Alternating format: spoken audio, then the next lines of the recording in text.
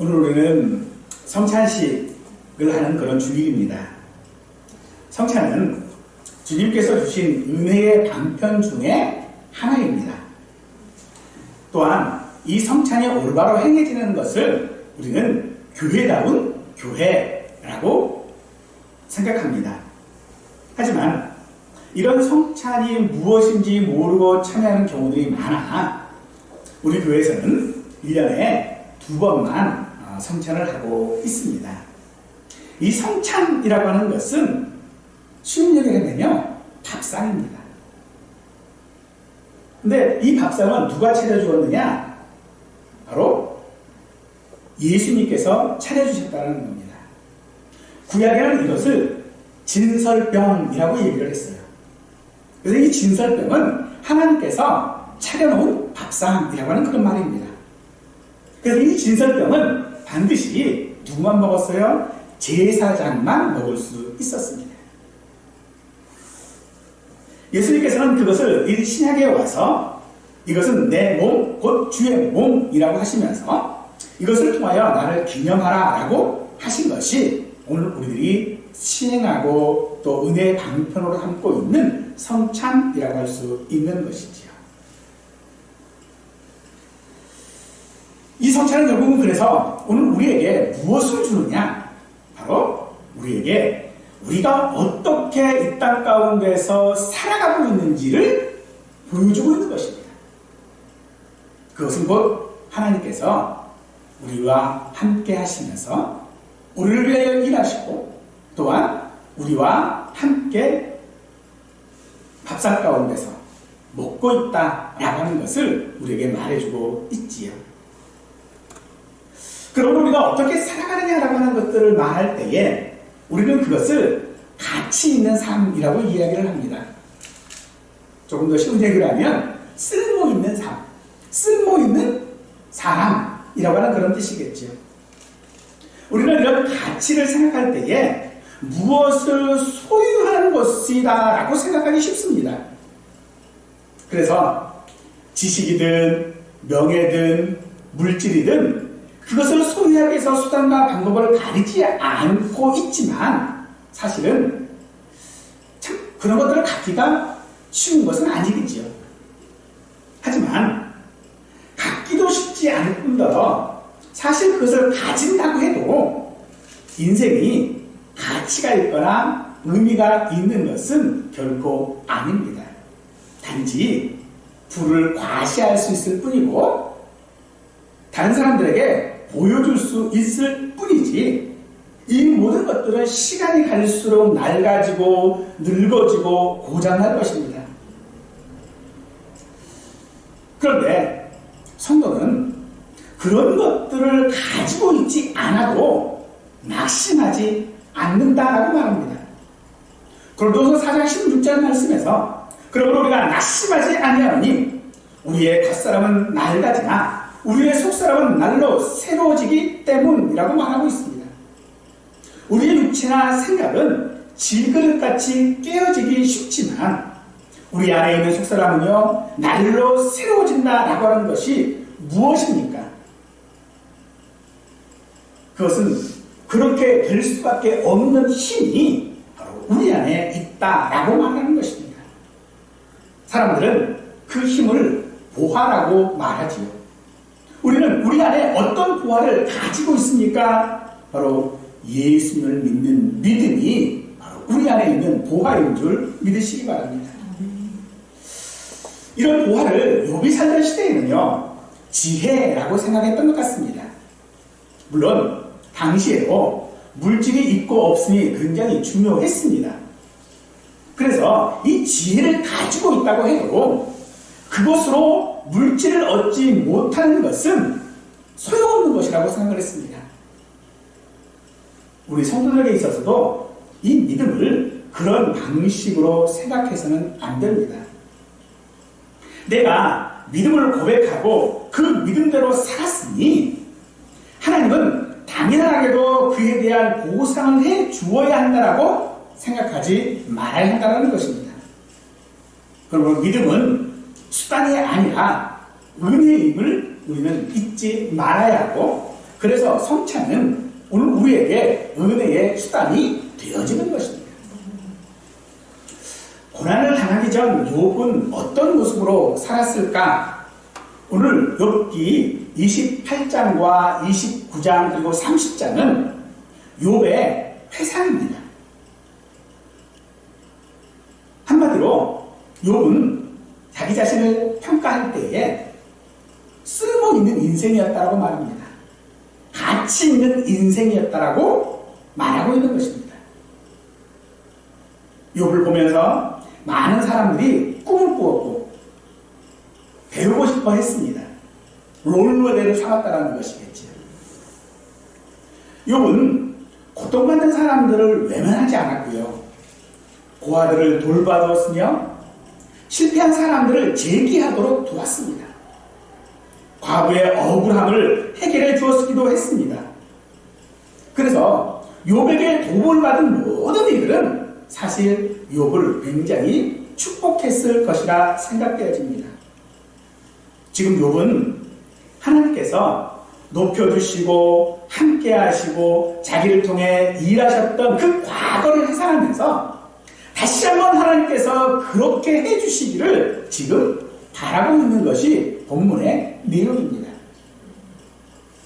하지만 욥의 새 친구는 잘못한 것이 없고 억울해도 잠잠하고 잘못했다고 하라라는 것이겠죠.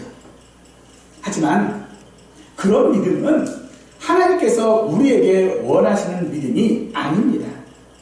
욥은 지금 어떤 개념적인 믿음을 말하는 것이 아니라 또 바라는 말을 믿으라는 긍정적인 사고를 말하고 있는 것도 아니라 지금 욥은요, 하나님께서 자기 삶 가운데서 일하시고 있음을 자기 눈으로 확인했다라고 하는 말을 지금 하고 있는 것입니다.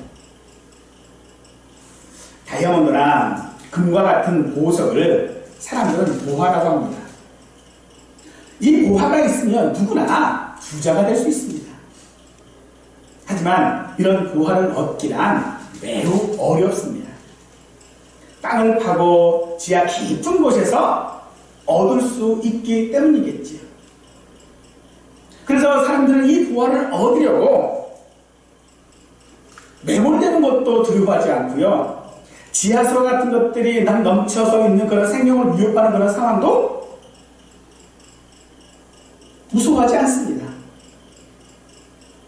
그래서 사람들은요, 죽을 수 있는 위험에도 그 보화를 찾아 가지고 싶어 합니다. 하지만 그런 각종 위험에도 불구하고 보화를 가졌다고 해서 그것이 인생을 가치 있게 하지는 못할 것입니다. 사실 그런 것들을 우리가 처음 가지면 참 대단한 것처럼 보입니다. 그러나 시간이 지나면 시시해지고요. 그 가치가 떨어집니다. 지식도 마찬가지입니다. 처음 어떤 사실들을 발견하고 증명하면 상당한 가치가 있어 보이지만 금방 다른 이론들이 나오고 허점이 드러나고 또 나중에는요, 그냥 잊혀지기까지 합니다. 결국 우리 인생을 가치 있게 하고 행복하게 하려면 세상의 보화가 아닌, 세상의 지식이 아닌 다른 보화가 있어야 한다는 것을 우리에게 말하는 것이죠. 우리가 잘 아는 잠언 말씀이 있습니다. 여호와를 경외하는 것이 지식의 근본이요 거룩한 자를 아는 것이 명철이니라. 즉 이 말씀은 우리가 찾아 간직해고 가져야 할 보화는 하나님이라는 겁니다. 하지만 하나님을 어떻게 우리가 찾아 만날 수 있는지 우리는 모릅니다. 그래서 우리가 하나님을 만날 수 있는 유일한 방법은요, 하나님께서 찾아오셔야만 하는 것입니다. 그렇게 우리를 찾아와 만나 주시는 분이 바로 예수님이십니다. 우리는 왜 하나님을 만날 수 없습니까? 그것은 하나님은 거룩한 분이시기 때문입니다. 그래서 하나님께서는요, 오늘 우리도 거룩하기를 바라십니다. 레위기 11장에 보면 나는 너의 하나님이 되려고 너희를 애굽 땅에서 인도하여 낸 여호와라, 내가 거룩하니 너희도 거룩할지어다 라고 하나님 말씀하십니다. 하나님께서는 우리가 거룩하게 되는 방법 또한도 우리에게 제시해주고 계시는데, 대부분 성막 혹은 성전에서 행하는 제사에서 찾아볼 수 있습니다. 제사와 관련된 성경은 우리가 레위기라고 이야기를 하는데, 이 레위기에는요, 우리가 거룩해지는 여러 규례들이 정하여졌고 또 그것들을 어떻게 해야 하는지에 대한 말씀들이 쭉 나와져 있는데, 거기에 꼭 붙이시는 말씀이 있어요. 그것은 너희를 거룩하게 하는 나 여호와는 거룩함이라. 즉 하나님께서 우리를 거룩하게 하셔야만 우리가 거룩해진다는 것입니다. 우리의 어떤 행위가 아닙니다. 제사를 지냄으로써, 동물을 희생함으로써 우리가 거룩해지는 것이 아니라 하나님께서 거룩하게 하셔야 한다라고 말씀하십니다. 그러므로 우리가 하나님을 만날 수 있는 방법이 거룩해지는 것이라면 그 거룩이 하나님이 하시는 일이라면 하나님께서 우리를 찾아와 만나주시지 아니하시면 우리는 결코 하나님을 만날 수 없다라는 것입니다. 그래서 하나님은요, 우리가 원하는 아무 때나 만날 수가 없는 분입니다. 세상에서는 대가를 지불하면 만나지 못할 사람이 없어요. 단지 지불할 능력이 없을 뿐이지요. 땅속에 있는 보화를 캐내듯이 우리는 하나님을 만날 수 없습니다. 어떤 값을 주고도 만날 수 없는 분입니다. 우리가 노력한다고 만날 수 없습니다. 욥기 28장 28절 말씀에서 하나님을 만날 수 있는 방법을 한번 우리에게 말씀하고 계시는데, 그것은 바로 주를 경외함이라고 말하고 있습니다. 잠언 말씀과 다른 것이 아닙니다. 하나님 욥을 만나시기 위해 욥이 하나님을 경외하도록 그에게 고난을 허락하셨다라고 하는 것이죠. 욥을 거룩하게 하시기 위해서 그에게 시험과 고난들을 허락하셨다라는 것입니다. 욥은 그런 하나님의 만나주시는 방법을 참 힘들어했습니다. 그래서 몇 번이고 억울하다고 호소했고 이럴 수 있는가라고 소리쳤습니다. 그리고 친구들을 향하여 자신의 무죄를 항변했습니다. 사실 우리도 하나님께서 욥과 같은 방법으로 우리를 만나주신다면 그렇게 하나님을 만나고 싶지 않은 것이 사실 우리의 솔직한 심정이지요. 그런데 그렇게 하지 않으면 우리가 거룩해지지 않는다는 거예요.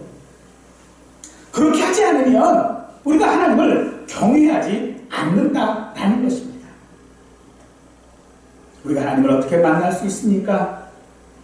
욥의 친구들은 그것이 인과 응보 외에 다른 방법을 제시하고 있지 못했습니다. 사실 욥도 하나님을 만날 수 있는 방법을 그 스스로 찾지 못했습니다. 그러나 인과 응보가 하나님께서 인생을 만나주시는 방법이라면 지금의 모든 상황도 하나님께서 우리를 만나시는 방법이신 줄 믿으시기 바랍니다.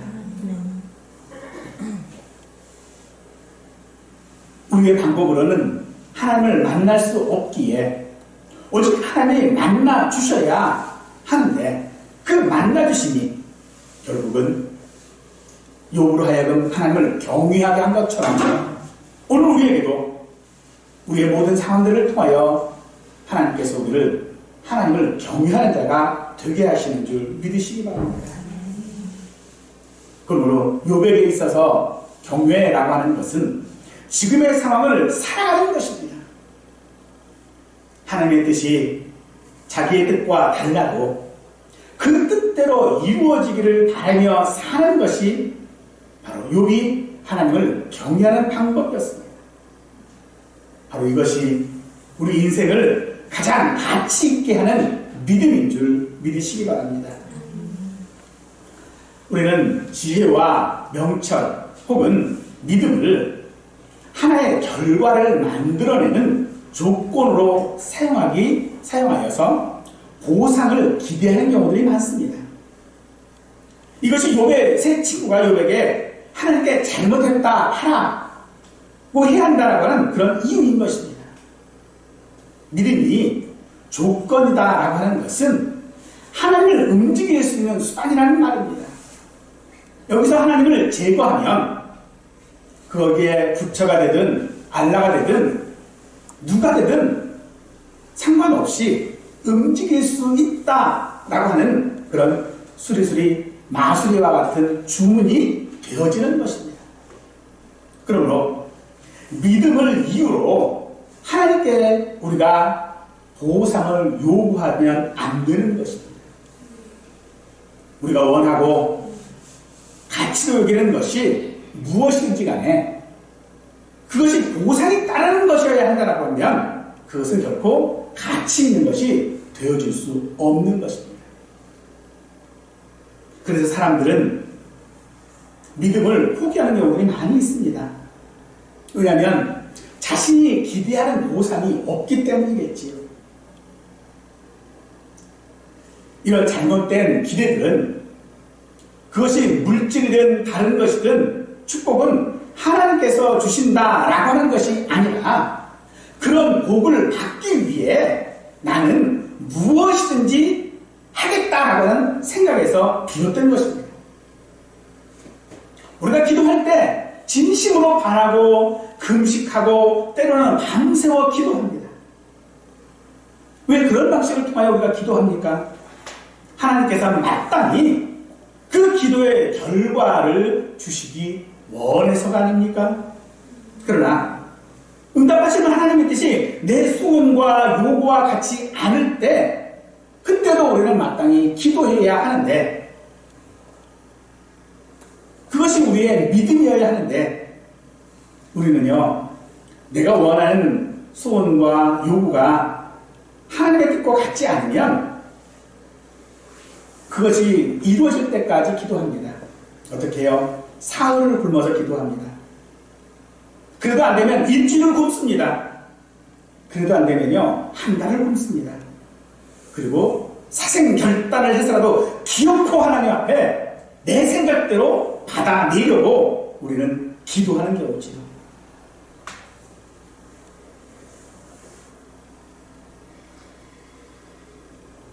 하지만 사랑하는 여러분, 하나님의 뜻은 우리의 기도와 요구보다 크다는 사실을 우리는 알게 될 때에 우리는 비로소 그 하나님의 뜻을 기꺼이 감당할 수 있을 것입니다.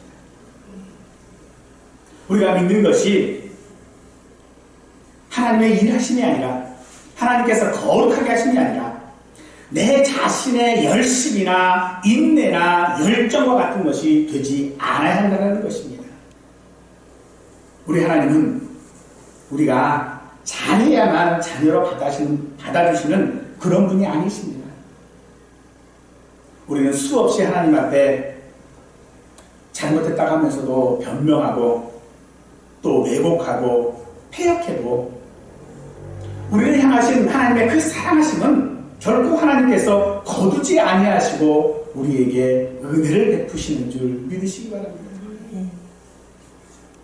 그래서 하나님은 우리를 왜 구원하시는지 우리가 이해하기를 원하시는 것입니다. 마태복음 11장에서 보면 예수님의 비유가 하나가 있습니다. 장터에 앉아 친구들을 불러 모아요. 그리고 피리를 불면 기뻐하고 슬피 울면 가슴을 쳐야 하는데 피리를 부니까 야, 틀렸어.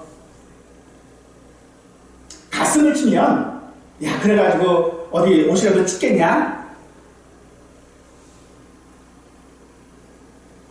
친구들이 장터에 앉아서 그런다는 거예요. 이 말은요, 간단해요. 공감하거나 동참하지 않는다라는 것입니다.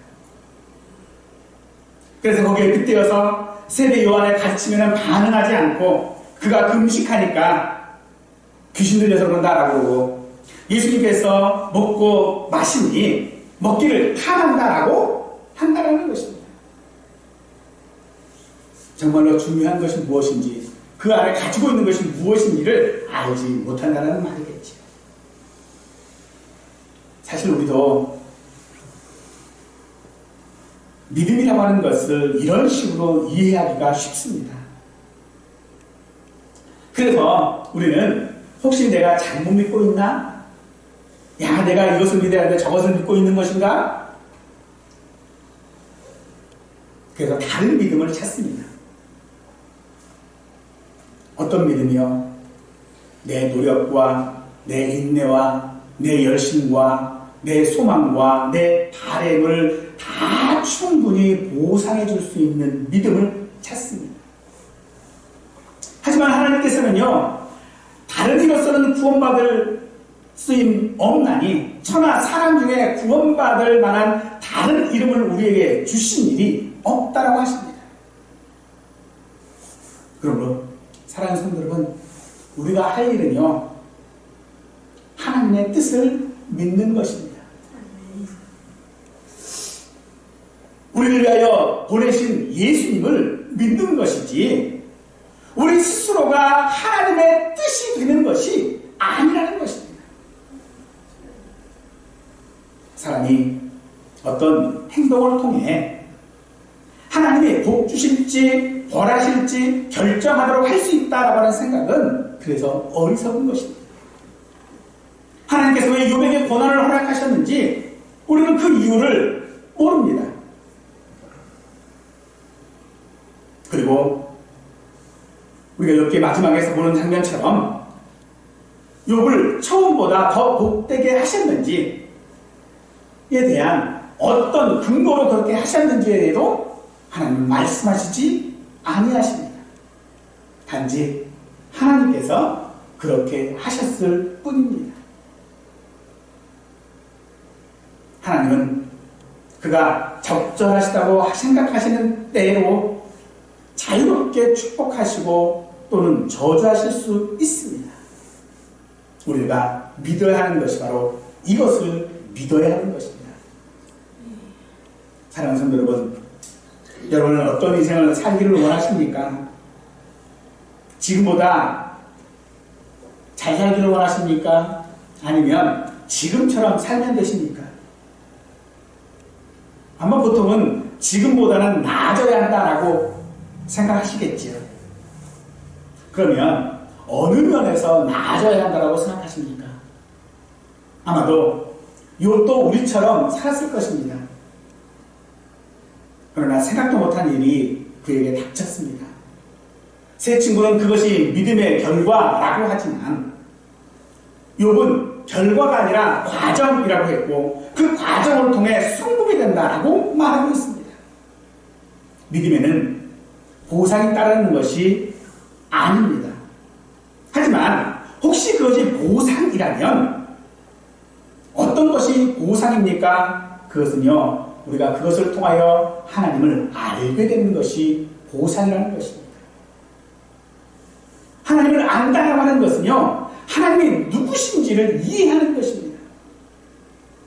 여러분에게 하나님은 누구십니까? 정말로 하나님이십니까? 정말로 여러분의 아버지십니까? 믿음은 우리가 이해한 하나님을 하나님이게 하는 것이 바로 우리의 믿음인 줄 아시기 바랍니다.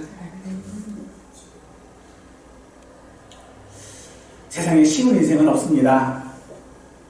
불안과 두려움을 각오해야 하고 아무래도 해결되지 않는 일들이 인생에게는 있습니다. 누구에게는 아주 쉬운 일일지 모르겠지만 지금 나에게 가장 어려운 것은 바로 지금입니다. 그래서 우리는 다른 사람들에 대하여 쉽게 말하지 말아야 합니다. 그런데 지금 내가 힘들다라는 것이 무엇입니까? 그것은요, 나에게는 능력이 없다라는 것입니다. 그럴 때 하나님이 일하시는 것이 믿음이라면 우리가 살아야 할 이유가 없습니다. 우리가 아이들에게 어떤 것들을 시키면 잘 못하지요. 그럼 아이가 꼭 하는 말이 있어요. 엄마가 해줘.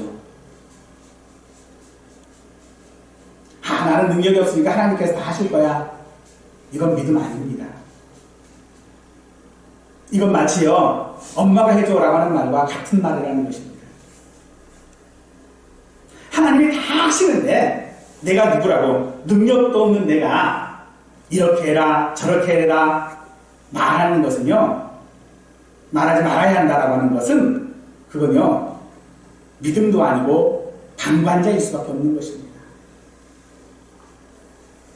그러면 정말로 하나님의 일하심을 믿는다라고 하는 것은 무엇입니까? 하나님은 우리가 그 믿음의 가치를 가지고 세상에서 살아가기를 원하시는데 그 원하시는 방법이 무엇입니까? 아브라함을 갈대아 우르에서 부르실 때에, 야곱과 씨름하실 때에, 요셉이 종이 되고 누명으로 감옥에 있어도, 또 애굽의 총리가 되었어도 여전히 하나님은 일하십니다. 백성들의 고통을 보시고 애굽에서 건지시고 홍해를 건너게 하시고 40년의 광야에서 또 여리고성 앞에서도 여전히 하나님은 일하십니다. 하나님의 그 일하심에 백성들은 소망이 있었고 기쁨이 있었고 또 때로는 두려움도 있었고 영광도 있었습니다.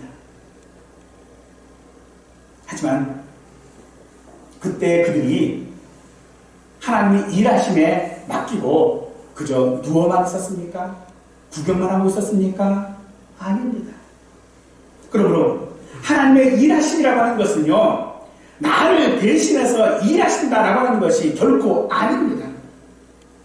우리가 하나님의 뜻에 따라서 살아가도록 자비와 긍휼을 베푸시고 다스림으로 우리의 생각과 행동에 개입하시고 위로하시고 격려하시는 것이 하나님의 일하심인 줄 믿으시기 바랍니다. 하나님께서 하시니 아무것도 하지 않고 생각도 하지 않는 것이 믿음이 아니라는 말입니다. 하나님의 일하심에는요, 누구도 거부할 수 없고 반항할 수 없습니다. 그러므로 하나님은 하나님으로서의 일을 하시고 우리는 우리로서 하나님의 뜻을 알아 순종하는 것이 믿음입니다. 이 사실을 로마서는 이렇게 말씀하십니다. 그런즉 이 일에 대하여 우리가 무슨 말을 하리요? 만일 하나님이 우리를 위하시면 누가 우리를 대적하리요? 믿음이 우리 삶에서 가장 가치 있다라고 하는 것은 우리가 하나님의 자녀로 궁극적인 승리와 어마어마한 하나님의 보호 아래 있다라고 하는 것을 말하는 것입니다. 여기 누가라고 하는 단어 대신 어떤 말을 넣어도 믿음의 가치는요, 조금도 사라지지 않습니다. 왜냐하면 이 믿음의 가치를 부여하신 분이 자기 아들도 아끼지 아니하시고 내어주신 하나님 우리 아버지시기 때문입니다. 따라서 믿음은요, 공허하거나 조건에 불과한 것이 아니라 하나님의 사랑을 받고 보호를 받고 승리한다라고 하는 확실한 증거가 되어지는 것이 바로 믿음이라는 것입니다. 가치라는 것이 무엇입니까, 여러분? 가치라고 하는 것은 값어치를 말하는 것이 아닙니다.